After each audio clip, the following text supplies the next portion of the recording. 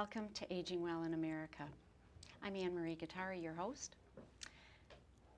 Every day in the United States, 6,000 to 7,000 people turn 65 years old. There are 5.5 million people aged 85 or older, and in less than 40 years that number will grow to 20. 20 million people will be the age of 85 or older. Are we ready? Is America ready? There's a lot of good work going on around the world, around the country, and right here in our own community. And with us today is one of the people doing some of that great work, Coury, a life coach and a registered nurse with geriatric experience and a yoga teacher for over 25 years. Welcome, Ro. Thank you, Anne-Marie. It's a pleasure to be here. I would like to just start from the top and ask, what is a life coach? Well, a life coach, let me just jump back just a little bit first and tell you that I'm a nurse and I specialized in geriatric nursing 30 years ago. Okay. And because of that, I took care of two very elderly aunts, great aunts of mine. One lived to be 107. And as I continued on my own path, I started getting into alternative medicine, which led me to yoga. About 5 years ago, I was doing cards, and my son said, "Mom, you need to be a life coach." And I, like everybody else in the community, was like, "What is a life coach?" And a life coach basically helps people to check their thinking and to help them reevaluate to get what they want. Because in the life coaching world, usually they say circumstances are neutral, and how we think about that circumstance is the feeling that we're going to get based, and then also the action that we take. So it's really helping people clarify what's important to them and take action towards that. Okay, I want to get to the circumstance, but before I do, one of the points you make to, I think, to a lot of people who come to you and say, "Help me, I need a life coach," you're not a therapist, and that's something very different. So just real quickly, the difference between therapy this is the and life quickest coaching. I can get. A therapist has years of schooling behind them. They normally deal with your past, and they deal with any kinds of medication issues or I'm a life coach. I work with the present moment, right now, and where you want to be in the future. So I don't do any therapy at all. Okay. None. Okay. You mentioned a circumstance. Let's take one that's very common to many of our viewers on the show. Taking care of elderly parents. That's a circumstance. Suddenly, your parents have gone from being independent, or so you thought, to really needing help with the simplest, the most common daily activity, getting up and getting a shower in the morning, getting a nutritious breakfast. Okay, so the circumstance is neutral. Your parents are aging. So we can take that into a court of law that you say, my parents are 89, and that is a circumstance. It's a fact. That's a fact. Okay, so I'm going to give you two scenarios. One, taking the same circumstance, my parents are 89. My thought is, oh, I'm so obligated. I'm obligated to take care of my parents. Usually the feeling that comes with obligation is heavy. It feels like you don't have a lot of choices, and the actions that you take are normally the feelings become resistant or resentful. And the actions you take are normally kind of minimal, or you're thinking about how you can get out of it. Now, the circumstances, my parents are 89. The thought that you could have is, this is my value system. This is my choice. I'm empowered to be alive and to take care of my parents. It's my privilege. Some people have that value system. Well, their feeling that they're going to have is probably going to start being a little bit more creative. Their heart's going to be a little bit more lifted and expanded. The action they take will either be they will take the action or they'll delegate the action. Okay. Okay. So you mentioned the feeling resentful. How many times have you been in a doctor's office, maybe even for yourself, and you've seen this scenario? One or two parents, elderly, 89 years old, with one adult child, just absolutely beyond themselves with stress, trying to get in there quickly, get out quickly. They're on their cell phone, they're doing their BlackBerry while they're in the waiting room. You can just tell they're probably taking time off from the middle of their day, maybe, left work hoping that their superior didn't notice.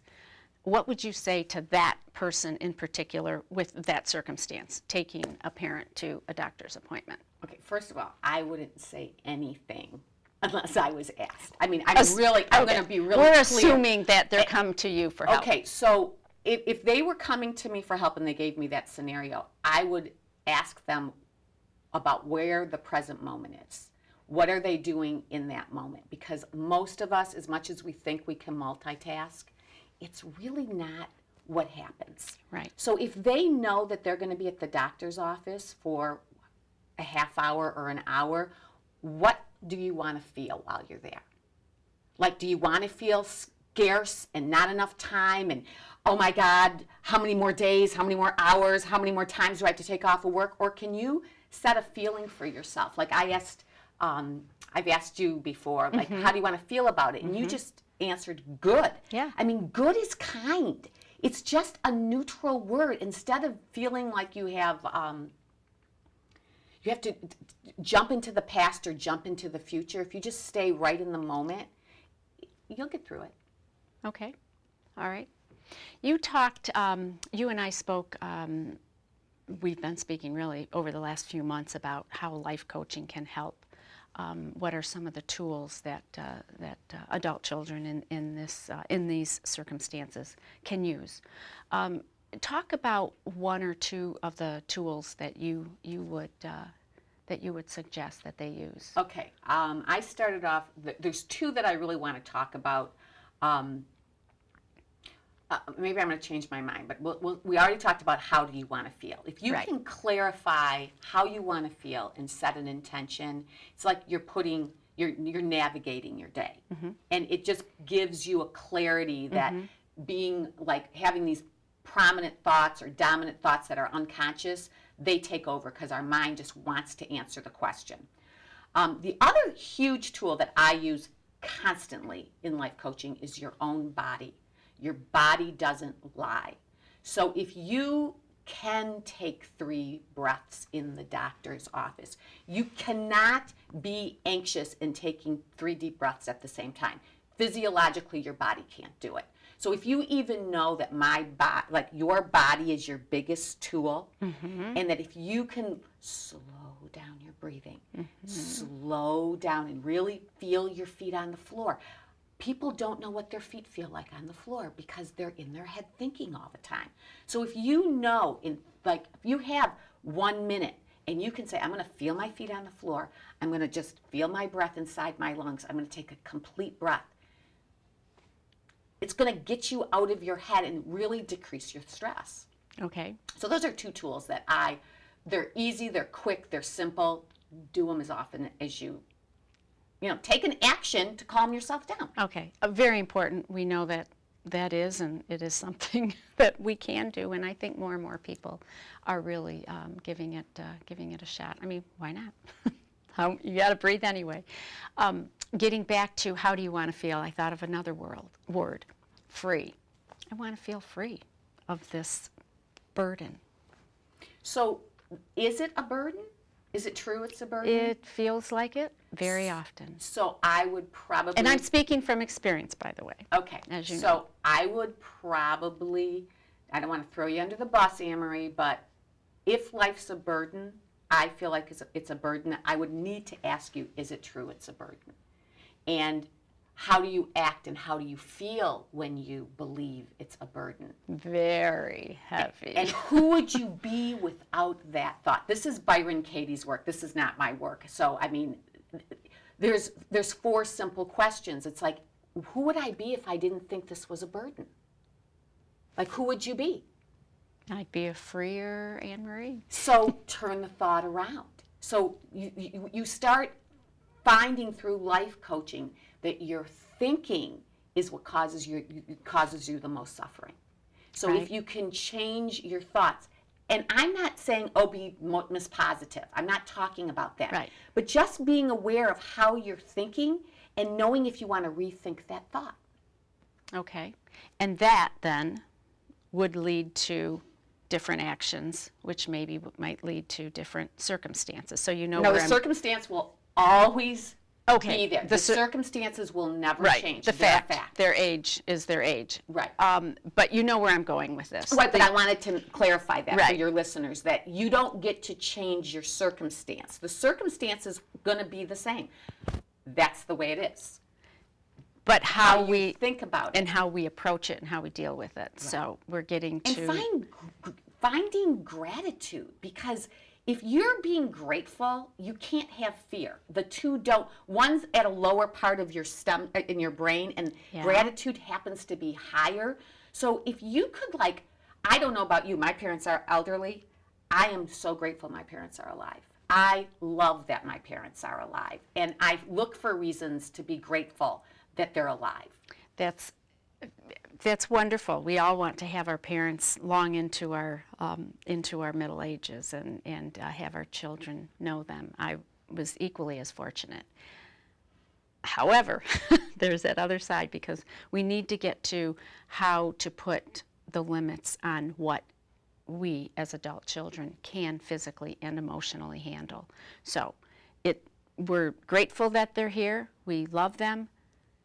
So Their needs, not them personally, but their needs are becoming more and more complex and really making our day, our lives more stressful. So I've thought about it, I've done the emotional work, but now I have to do the tactical work. Okay, so then it's time to make a list of the things that you like to do for your parents and the things that you don't like to do for your parents. And every circumstance is different, every family is different, but there's always a primary person that has the last word in everybody's family. There's all kinds of services now that you can put you can call Bright Star. You guys have services for the elderly. Google is like, if you actually Google and see what's available for you, and if you start thinking outside of the box, you will be so surprised what's available. Right. And then take an action towards it. Right. Do what you say you're going to do. Right. Like some people say that they can't say no to their parents. Well, they're not saying yes to themselves. Right. I've got one a situation that I recently heard about. This is friend of a friend of a friend, not anyone that we're taking care of, but the adult child, it's her in-laws need help, and they're about to move into their home. She has asked and suggested, the adult child, for to be able to get help. And I don't know what she means by help, but that's what I heard was that her in-laws say absolutely not. They want their daughter-in-law to take care of them. And the story that I heard is that the daughter-in-law has become not only emotionally tried, ill, but physically she's actually become anorexic. That's terrible. It is terrible. That's too bad. Well, let's go back way when she first agreed to say yes.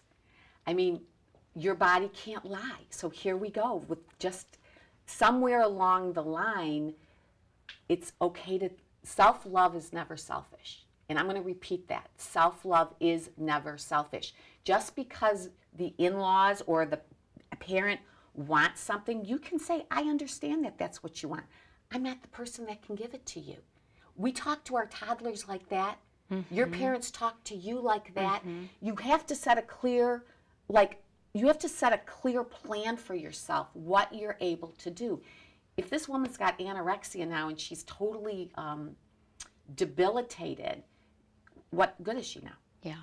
I mean, no offense, but I'm sure she's a wonderful woman. But I'm Yeah. saying some people want to be the victim, they want to be the martyr. That's a very extreme case, of course. There's other cases or situations that don't ever get to that point. Earlier, you also gave me a great line. So many of our parents say, "I just want to die. I just want to go to heaven. Just leave me alone. I don't want, I don't want to be here. I don't want to be there. I just want to go. I'm ready." And I said, what? You said, "Well, I hope you do." Yeah, it's okay. We are going to die. And so you don't have to say, "I hope you do," but you can say, "I understand." Bring it up with God. It's not something that you can control, but you can hear them say they're ready to let go. Yes. It's okay. You don't have to pretend Right. or tell them that they shouldn't talk that way. Right. Maybe that's how they feel. That's the thing. I think our natural inclination is to say, "Oh, don't say that. No. Things are wonderful." You want to go to heaven? I hope you get there soon. Yeah, that's what I hope you get there. You get there soon. And in the meantime, we're going to have fun here. That's right. Right now. We're going to have fun. And keep them, the thing about elderly, so when I was taking care of elderly and my aunts, we're so focused on the future that they're going to die, we forget to live with them in the present moment. Right. So what can you do in this day to keep them current? Yeah. Keep them alive. What do they want to do now? What are you thinking about?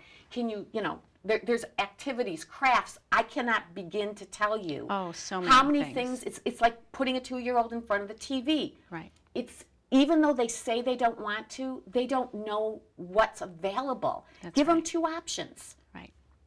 Give them 2 options. Right. I want to move to your other area of expertise, which is yoga. Okay. And we talked about breathing for the adult child. How about yoga for the elderly person, the loved one? So I have always said this, oxygen deprivation is the leading cause of all illness and disease.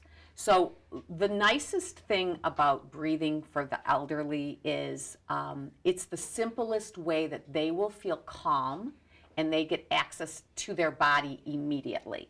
So basically have them, if they can, put both feet on the floor. Okay, I'm going to do it with you. And put their hands on their lap. Okay. And literally have them start breathing 2 to 3 times the size of their natural normal breath. So most of them stop breathing here.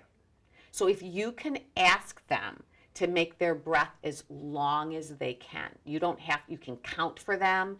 You can say breathe in through your nose and out through their nose. But if they can't do that, who cares? It doesn't have to look a certain way. But you breathe with them and have them start breathing in through your nose. You get to do that right now. And count 1, 2, 3, exhale. 1, 2, 3. Okay, great. Let's do it again. Inhale. 1, 2, 3. Exhale. 1, 2, 3. So now we're going to move our body with our breath. And this is really, when you bring your breath in through your nose, we're just going to open our hands. Inhale. And then as soon as you start exhaling, I want you to close your hands. But you have to really concentrate on your breathing. Inhale through your nose. Soon as don't hold your breath, exhale, close your hands. So I'm going to let you do that one time.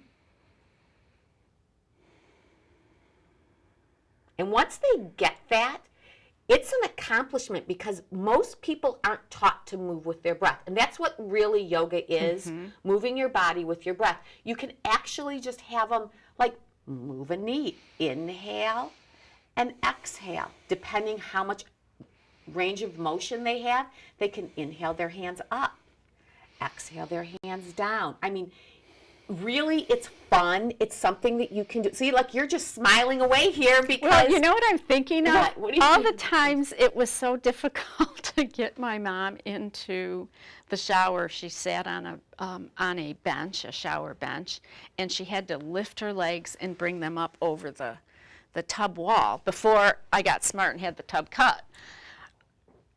But instead, we just worked at it. It was so much of an effort. Mom, lift a little more, turn it. We could have been breathing and making sort of a game out of it. Absolutely. Most people, when they're using their breath, they're getting out of, like we talked about this in the doctor's office. You're on your BlackBerry, you're totally distracted. Well, all of a sudden, if you come to your breath, you're in your body, and then you're in the present moment. So if you practice these things before you have to go do something, it makes it so much easier because I personally also have taken care of my elderly people, and having them breathe in and out. Once they do go to the doctors and you know that they're anxious, let's practice our breathing. Yeah, right there in the waiting room. Right there, it changes all of the tension level goes down. So there's really simple things that you can do. Have a little toolbox with you, I mean, metaphorically speaking, right. And know what you can call on. How do you want to feel about it? Go into your breath. The circumstance is neutral, so you're not the victim. You're going to be empowered because you get to take care of your parents. Right. Have an abundance mentality as opposed to scarcity. Yes, that's important. I've heard you talk about that. And I'm like way on the top of my seat here, so get all excited. Okay, you mentioned that you're getting more and more elderly people calling you for yoga. I am.